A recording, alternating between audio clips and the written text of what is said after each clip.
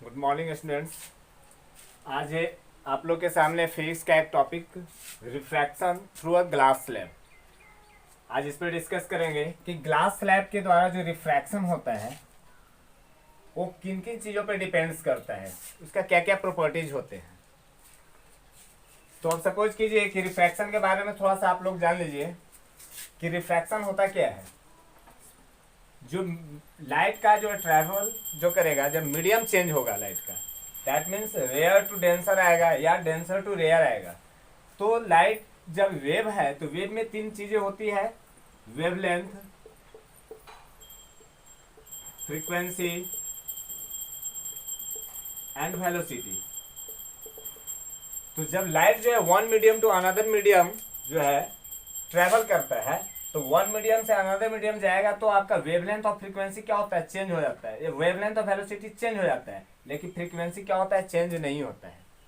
और वेवलेंथ और इसका वेलोसिटी चेंज होने के कारण वो अपना प्रीवियस वे पे क्या हो, प्रीवियस वे से जो होता है बैंड कर जाता है, प्रीवियस वे को जो है छोड़ देता है। अपना लाइट का जो रेज का जो पथ है, तो प्रीवियस पथ को क्या करता है, वो हट जाता है वहां से। और यही जो प्रोसेस क्या कहलाता है, हमारा रिफ्रैक्शन कहलाता है। अब सपोज कीजिए जैसे कि हमारा मीडियम है कोई, ये वाटर ले लिए और ये एक एयर है, ये लाइट का जो ये रेज है।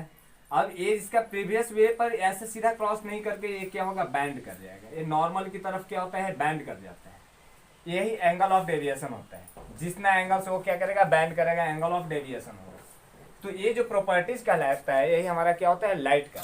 अब होता है ये दो मीडियम जो है, रेयर और डेंसर जो बांटते हैं। तो ये आप लोग जानते हो कि जहां पर लाइट का जो है वेलोसिटी और वेवलेंथ चेंज नहीं होता है, वो रेयर मीडियम होता है। और जिस मीडियम में लाइट का वेलोसिटी और वेवलेंथ चेंज हो जाता है, वो डेंसर मीडियम कहलाता है। तो ग्लास स्लैब के द्वारा जो है हम लोग क्या करेंगे, आज यहाँ पर देखेंगे कि रिफ्रैक्शन ग्लास स्लैब से कैसे होता है।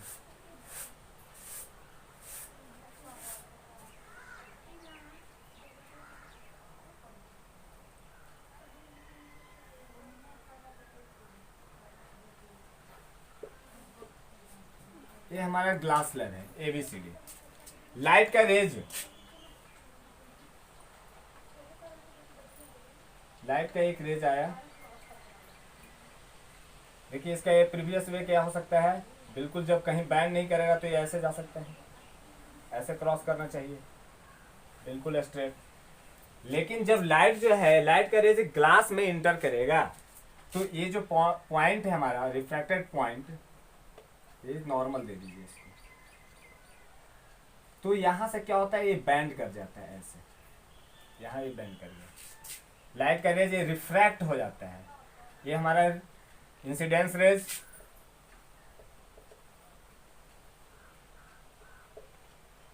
रिफ्रैक्टेड रेज,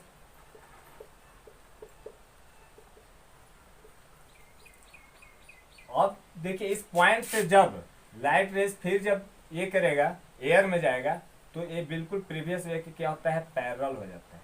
ये प्रीवियस वे के पैरेलल हो जाता है। ये जो हमारा जो परपेंडिकुलर डिस्टेंस होता है, यही हमारा कहलाता है परपेंडिकुलर डिस्टेंस जो होगा, इसी को हम लोग कहते हैं लेटरल डिस्प्लेसमेंट डी।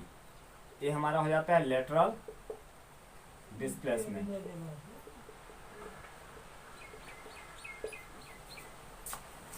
तो लाइट रेज जो है हमारा जिस एंगल से डेविएट हुआ, देखिए ए एंगल हुआ डेविएट, इतना एंगल से वो बैंड कर गया, नीचे की ओर झुक गया, इसका अपना नॉर्मल की तरफ, नॉर्मल की तरफ आकर के झुक गया। तो ये जो एंगल होगा, ये एंगल कहलाता है एंगल ऑफ डेविएशन। इसको डेल्टा से यूज करते हैं, इसको हम लोग कहते हैं एंगल ऑफ डेविएशन।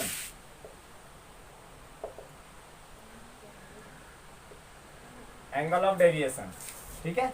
अब सपोज कीजिए कि मान लेते हैं कि ग्लास का ये थिकनेस, थिकनेस पे भी तो डिपेंड करेगा। अब मान लेते हैं रिफ्लेक्शन, कभी भी ग्लास, एक पतला ग्लास लेकर के देखिए, उसमें जो है एंगल ऑफ डेविएशन क्या होगा, लेटरल डिस्प्लेसमेंट क्या होगा। यदि उसके जगह हम मोटा ग्लास ले लेते हैं तो हमारा लेटरल डिस्प्लेसमेंट चेंज कर जाएगा, एंगल ऑफ डेविएशन चेंज कर जाएगा। तो ये जो रिफ्रैक्शन ग्लास स्लैब का जो होगा, वो क्या होगा, ग्लास के थिकनेस पर भी डिपेंड करता है। तो ये मान लिए कि हमारा क्या है, थिकनेस है, टी जो है थिकनेस हुआ ग्लास स्लैब का। अब देखिए यहाँ एन ओ, इसको N dash, N O N S, P Q, हमारा पी क्यू क्या हुआ, लेटरल डिस्प्लेसमेंट, पी क्यू हमारा लेटरल डिस्प्लेसमेंट, और एंगल क्यू ओ पी ये हमारा एंगल ऑफ डेविएशन। अब देखिए ये हमारा एंगल क्या होता है, हम लोग इंसिडेंस रे और नॉर्मल के बीच जो एंगल बनता है वो एंगल ऑफ इंसिडेंस कहते ना है, ये एंगल ऑफ इंसिडेंस आई हो गया।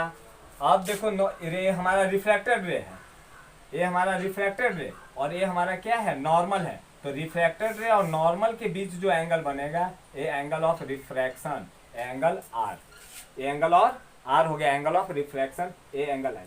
तो देखो अब सपोज करो कि यहाँ पर दो लाइन है, यदि इस रेज को ऐसे ले रहे हैं हम इंसिडेंस रेज को अरे नॉर्मल के थ्रू, तो ये जो एंगल बन रहा है ये एंगल, तो ये आई जो एंगल होगा क्या आर प्लस डेल्टा के इक्वल होगा, एंगल आई इक्वल टू क्या होगा आर, एंगल आर और plus angle delta, angle R plus angle delta के इक्वल होगा। तो हम एंगल इसके डेविएशन के लिए एंगल है ना डेल्टा इक्वल टू क्या लिख सकते हैं, एंगल आई और minus angle R, delta equal to angle I minus angle R लिख सकते हैं। ठीक है, तो अब देखो यहाँ पर थोड़ा कॉन्सेप्ट लिखो इसका, let A B C D is a glass slab thickness of T,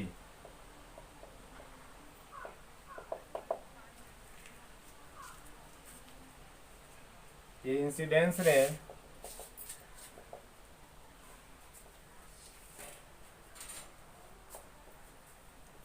falls on glass slab at point O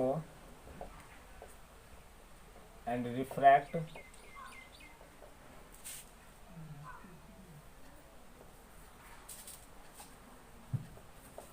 OP direction.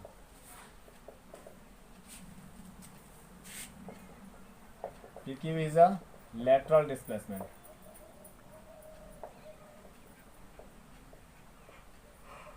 PQ is a lateral displacement. Angle QOP, angle QOP equal to delta, angle of deviation. Delta क्या इसी को कहते हैं angle of deviation.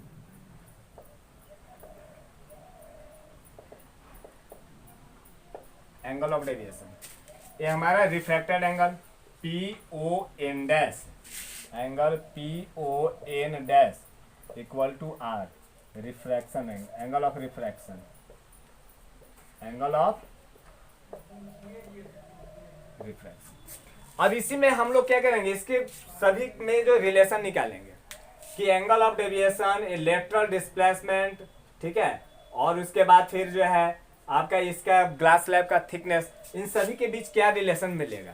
तो इन सभी के बीच जब relation निकालेंगे तो हमको यहाँ से पता चलेगा कि ये जो डिस्प्लेसमेंट, लेटरल डिस्प्लेसमेंट जो होता है ये किन किन चीज़ों पे डिपेंड करेगा, ग्लास के थिकनेस पे डिपेंड करेगा, हम किस एंगल पर इंसिडेंस रे को दे रहे हैं उस एंगल पे डिपेंड करेगा, है ना। तो बहुत सारी चीज़ें इसमें मिल के आएगा। तो देखो इसमें हमारा दो ट्रायंगल मिल रहा है, अब यहाँ पे ध्यान से देखना, ये नॉर्मल परपेंडिकुलर ये 90 डिग्री और ये लेटरल डिस्प्लेसमेंट, यहाँ क्या होता है, लेटरल डिस्प्लेसमेंट किसको कहते हैं, एक परपेंडिकुलर डिस्टेंस होता है लेटरल डिस्प्लेसमेंट। PQ क्या है, जैसे यहाँ पर भी हमारा क्या है, यदि सपोज कीजिए कि ए रेज को और ए हमारा जो प्रीवियस रेज है दोनों पैरेलल हो जाता है ग्लास स्लैब से निकलने के बाद, तो इसके बीच जो परपेंडिकुलर डिस्टेंस होगा ये भी हमारा क्या होगा, लेटरल डिस्प्लेसमेंट होगा, ये भी हमारा D होगा, लेटरल डिस्प्लेसमेंट। तो लेटरल डिस्प्लेसमेंट क्या होता है, the perpendicular distance between emergent rays and incidence ray, ये हमारा इंसिडेंस रे है, इंसिडेंस रे है, और इसी जो रेज ग्लास स्लैब से जो निकल के आता है इस रेज को हम लोग कहते हैं इमर्जेंट रेज। तो हमारा इमर्जेंट रेज और हमारा इंसिडेंस रेज के बीच जो परपेंडिकुलर डिस्टेंस होता है वह परपेंडिकुलर डिस्टेंस क्या कहलाता है, lateral displacement. Clear, lateral displacement क्या होता है, the perpendicular distance between incidence रे एंड इमर्जेंट रे इज कॉल्ड लेटरल डिस्प्लेसमेंट। अब देखो इसका रिलेशन, अब हमारे यहाँ दो ट्रायंगल मिला, AOPN डैश, और ट्रायंगल हमारा क्या मिला, OPQ। तो आओ इस ट्रायंगल में दोनों में चलेंगे और दोनों ट्रायंगल से हमें क्या मिलेगा, relation. In the triangle OPQ अब देखो ए एंगल जो क्या है, angle of deviation delta, angle of deviation delta, ठीक है। तो अब देखो ए जब एंगल को हम लेते हैं तो इसके सामने वाला साइड क्या परपेंडिकुलर हुआ पी, और ये 90 डिग्री है, 90 डिग्री के सामने वाला साइड क्या हुआ ए, दो ए साइड जो है हमारा क्या है दोनों ट्रायंगल में कॉमन है, ध्यान देना ओपी साइड जो है दोनों ट्रायंगल में कॉमन है, ठीक है। तो हमारा लेटरल डिस्प्लेसमेंट और एक कॉमन साइड का रिलेशन लेंगे, तो ये हमारा P और ये H मिला, हमारा ये परपेंडिकुलर और ये हमारा क्या मिला H मिला हाइपोटेनस, ठीक है। तो परपेंडिकुलर और हाइपोटेनस का जो रेशियो होता है किसका होता है, साइन का होता है, इसलिए इसमें क्या करेंगे हम साइन डेल्टा लेंगे, साइन डेल्टा, ठीक है। साइन डेल्टा इक्वल टू क्या लिखेंगे यहाँ पर हम, देखो sine delta equal to P Q, अब बाई कितना P Q by O P, P Q by O P, ठीक है। और क्या लिख सकते हैं हम, ओ पी इक्वल टू क्या लिख सकते हैं, पी क्यू की जगह देख दो, पी क्यू की जगह क्या है हमारा D lateral displacement, P Q क्या हुआ हमारा डी, अब लिख लो P Q equal to D, इसी को कहते हैं लेटरल डिस्प्लेसमेंट,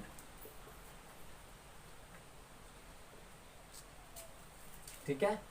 उसके बाद angle Q O P, angle Q O P equal to delta, इसको कहते हैं एंगल ऑफ डेविएशन,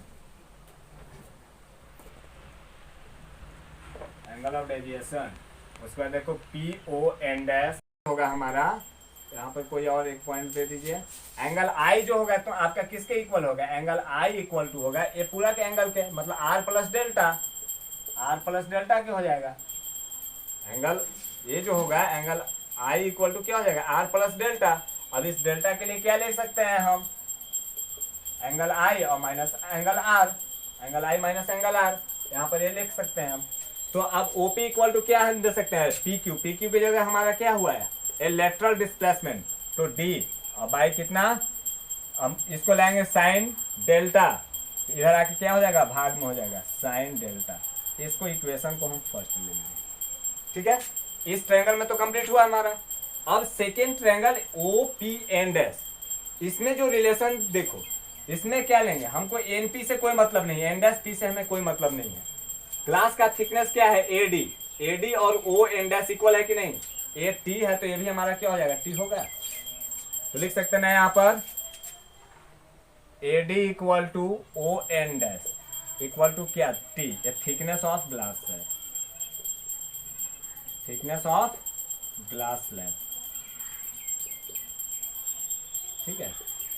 इसलिए चलिए आप इन द ट्रायंगल किसमें O P N dash, O P N dash, तो देखो यहाँ पर ये जो थीटा मानेंगे तो ये सामने परपेंडिकुलर और ये हमारा क्या हो जाएगा बेस और हाइपोटेनस, तो हमको परपेंडिकुलर से तो कोई मतलब नहीं है, ठीक है। हमको किससे थिकनेस इसका बेस जो है इस ट्रायंगल में और एन डैश जो बेस है वो ग्लास स्लैब का थिकनेस है, तो हमको थिकनेस से लेना है।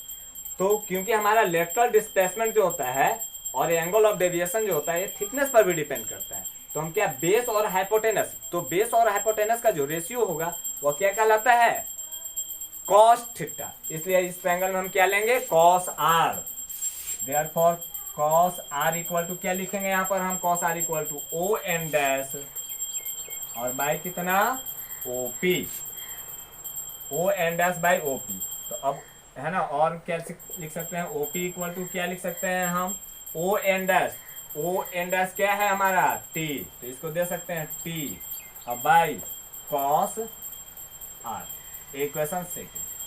अब फर्स्ट और सेकेंड इक्वेशन को देखो, OP equal to D sine D by sine delta और सेकेंड इक्वेशन में OP equal to T by cos R, तो हमारा लेफ्ट साइड क्या है इक्वल है, तो हमारा राइट साइड भी क्या होना चाहिए इक्वल होना चाहिए।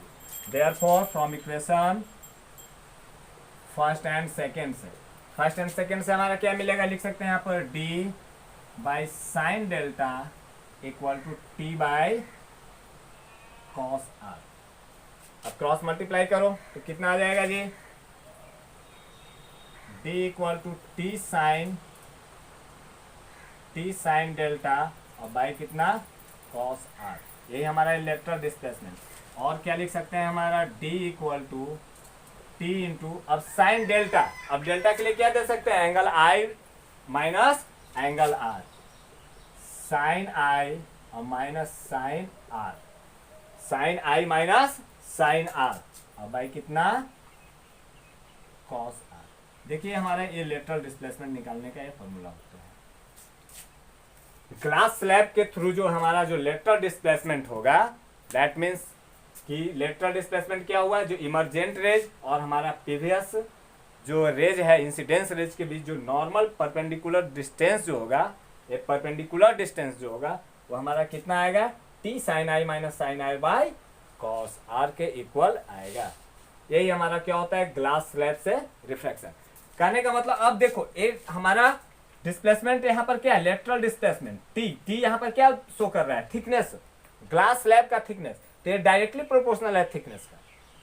यदि हम थिकनेस को बढ़ाएंगे, हम थिकनेस को क्या करेंगे, बढ़ाएंगे, थिकनेस मेरा बढ़ेगा ग्लास स्लैब का, तो डिस्प्लेसमेंट क्या होगा, बढ़ेगा, डायरेक्टली प्रोपोर्शनल है ना थिकनेस का। और ग्लास स्लैब का थिकनेस क्या करेंगे, कम करेंगे, तो लेटरल डिस्प्लेसमेंट कम होगा। इसलिए जब पतला ग्लास लेंगे, हम बिल्कुल पतला सा ग्लास लेंगे, थिन ग्लास लेंगे, तो लेटरल डिस्प्लेसमेंट क्या होगा, बहुत कम होगा। उसके जगह जब मोटा ग्लास लेंगे तो वहां से जो लाइट रेज का जाएगा तो वहां पर लेटरल डिस्प्लेसमेंट क्या होगा, अधिक होगा, है ना। और उसके बाद कॉस आर, मतलब ये एंगल ऑफ रिफ्रैक्शन का क्या होता है, इनवर्सली प्रोपोर्शनल होता है। एंगल ऑफ रिफ्रैक्शन का क्या होता है, इनवर्सली प्रोपोर्शनल होता है हमारा लेटरल डिस्प्लेसमेंट। ठीक है, तो आज का ये topic refraction through a glass slab यहाँ पे खत्म होता है, और आगे जो है इसका टॉपिक और हम आपको वीडियो बना करके सेंड करेंगे। Thank you.